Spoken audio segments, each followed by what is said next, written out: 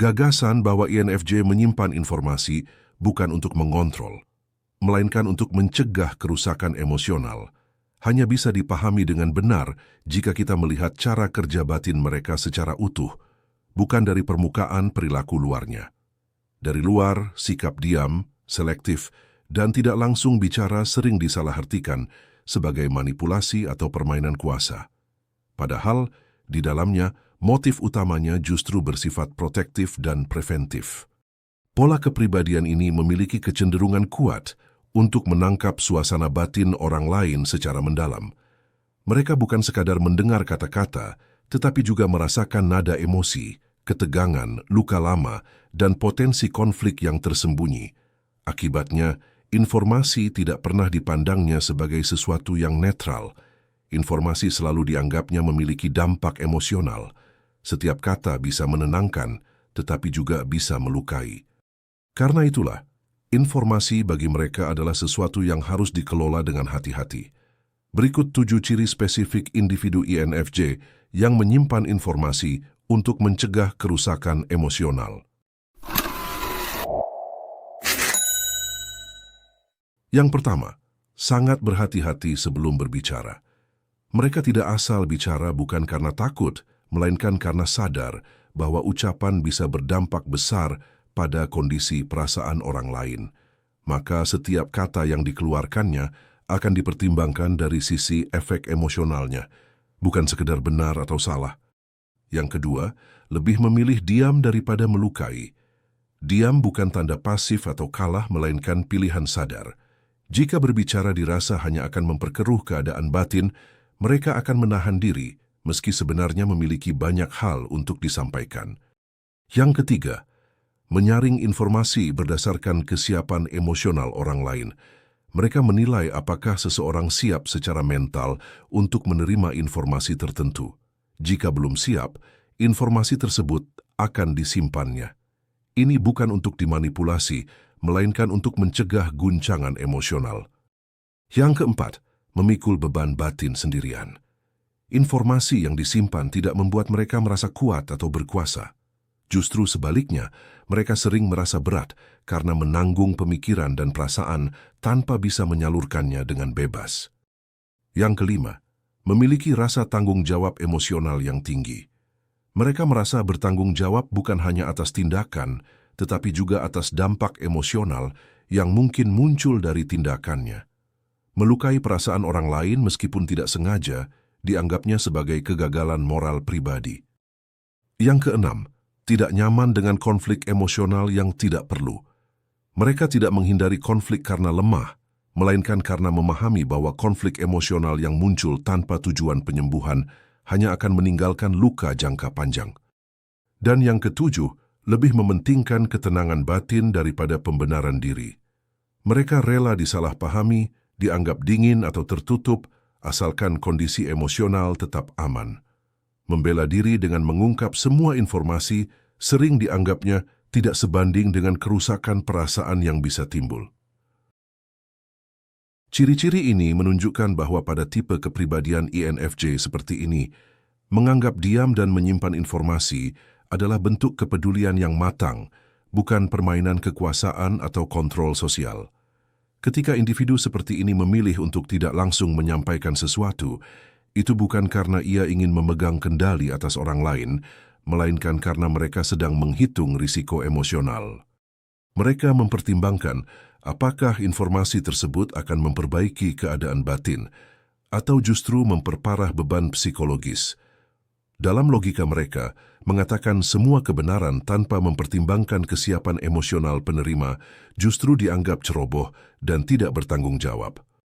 Ada kesadaran internal yang kuat bahwa tidak semua orang berada dalam kondisi mental yang stabil setiap saat. Oleh karena itu, menunda, menyaring, atau menyimpan informasi dipandang sebagai bentuk pengendalian kerusakan. Ini bukan pengendalian orang, melainkan pengendalian dampak. Fokusnya bukan pada hasil sosial, tetapi pada keselamatan emosional semua pihak yang terlibat, termasuk diri mereka sendiri.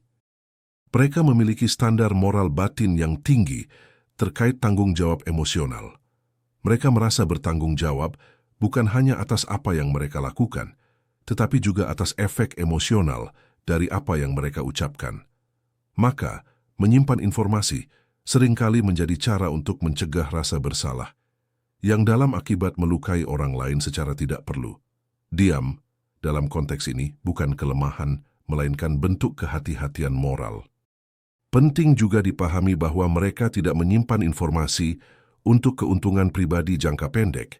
Justru sebaliknya, menyimpan informasi sering membuat mereka memikul beban mental yang lebih berat.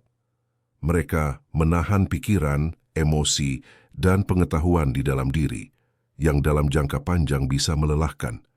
Jika tujuan utamanya adalah kontrol, mereka akan menggunakan informasi itu secara aktif. Namun yang sering terjadi adalah kebalikannya. Informasi tersebut disimpan, dipendam, dan bahkan dilupakan demi menjaga kestabilan emosional lingkungan. Dari sisi rasional, pola ini lahir dari cara berpikir jangka panjang. Mereka melihat bahwa kerusakan emosional tidak selalu langsung terlihat, tetapi efeknya bisa bertahan lama. Luka batin, rasa malu, atau rasa tidak aman yang muncul akibat kata-kata yang terlalu cepat diucapkan seringkali jauh lebih sulit diperbaiki daripada konflik terbuka. Karena itu, menahan informasi dipandang sebagai tindakan pencegahan, bukan penundaan manipulatif. Ketika INFJ menyimpan informasi, itu bukan karena dorongan untuk menguasai, mengatur, atau menempatkan diri di atas orang lain. Itu adalah ekspresi dari empati yang sangat dalam, rasa tanggung jawab emosional yang tinggi, dan kesadaran bahwa kebenaran tanpa kesiapan batin bisa berubah menjadi kekerasan psikologis. Diam mereka bukan strategi kekuasaan, melainkan usaha untuk memastikan bahwa tidak ada jiwa yang rusak hanya karena sesuatu disampaikan pada waktu yang salah. Pada akhirnya, cara INFJ menyimpan informasi bukanlah drama tersembunyi tentang kontrol, kecerdikan licik, atau permainan psikologis yang sering dibayangkan oleh mereka yang gemar menilai dari permukaan. Ini justru ironi yang cukup pahit.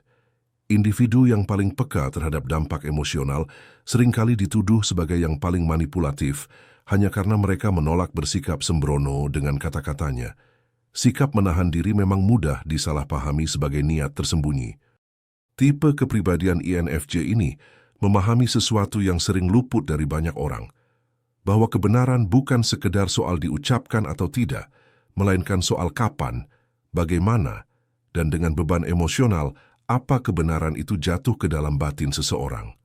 Mereka sadar bahwa tidak semua kejujuran bersifat menyembuhkan, dan tidak semua keterbukaan layak dirayakan. Kadang, jujur total hanyalah cara halus untuk mencuci tangan dari tanggung jawab emosional, lalu menyebut luka yang tertinggal sebagai masalah orang lain. Maka, ketika INFJ memilih diam atau menyimpan informasi, itu bukan karena mereka ingin unggul, melainkan karena mereka terlalu paham harga yang harus dibayar oleh jiwa manusia akibat satu kalimat yang diucapkan tanpa empati. Mereka menanggung beban berpikir lebih lama, merasa lebih dalam, dan seringkali rela terlihat dingin demi menjaga kestabilan emosional yang lebih besar. Mereka sering disalahkan karena tidak bicara, padahal jika mereka bicara, merekalah yang paling siap menanggung rasa bersalahnya. Kesimpulannya, tipe kepribadian INFJ ini bukan kekurangan keberanian untuk jujur. Mereka justru kelebihan kesadaran akan dampak. Di tengah budaya yang memuja kejujuran mentah tanpa tanggung jawab, mereka berdiri sebagai pengingat yang agak mengganggu bahwa tidak semua kebenaran perlu dilemparkan sembarangan.